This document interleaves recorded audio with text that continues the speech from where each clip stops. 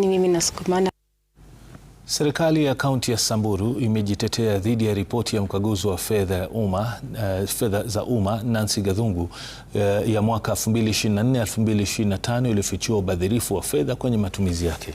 Kaunti hiyo inaendelea na mpango wa kutoa ngamia kwa wakazi licha ya madai ya ufujaji wa pesa kupitia mpango huo.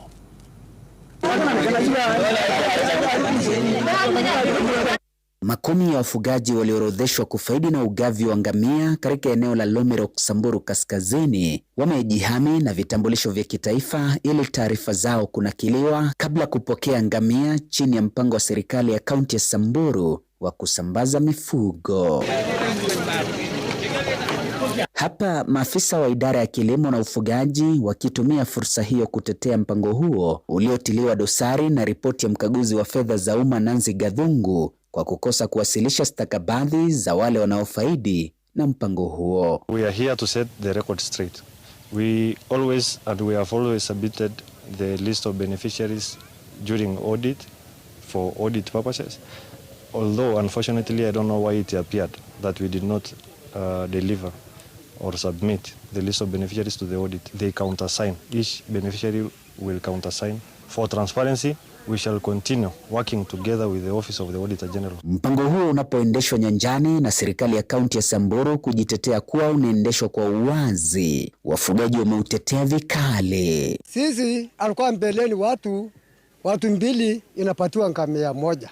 Ikizaa napatiwa mtu mwingine kama mtoto ngamia. Hii gavana yetu amefanya mzuri. Sisi napata kila mtu anapata ngamia na henda kabisa. Ndio sisi napendia mtu naitwa gavana yetu. Asante kwa sababu ya kutupea ngamia na tena tunasema asante kwa sababu anatujali maisha yetu ya watu ya Nachola kutoka Ncharda mpaka Marti wanatujali. Wafugaji wameungama mpango huo kubadili maisha yao pakubwa. Unajua sasa ngamia ni shamba yetu, ni kama kahawa yetu, ni kama mahindi yetu, ni kama marago yetu. Kwa hivyo sisi wafugaji, kwa hivyo shamba yetu ni ngamia, ng'ombe, mbuzi na punda. Kwa hivyo tunashukuru serikali. Kufikia sasa zaidi ya ngamia 5,000 na ng'ombe wamesambazwa kufufua matumaini ya wafugaji kaunti ya Samburu. Serikali ya kaunti inapojitokeza na kujitetea dhidi ya ripoti ya mkaguzi wa hesabu za serikali, wamesema wataendeleza mpango huo ili kupiga jeki ufugaji.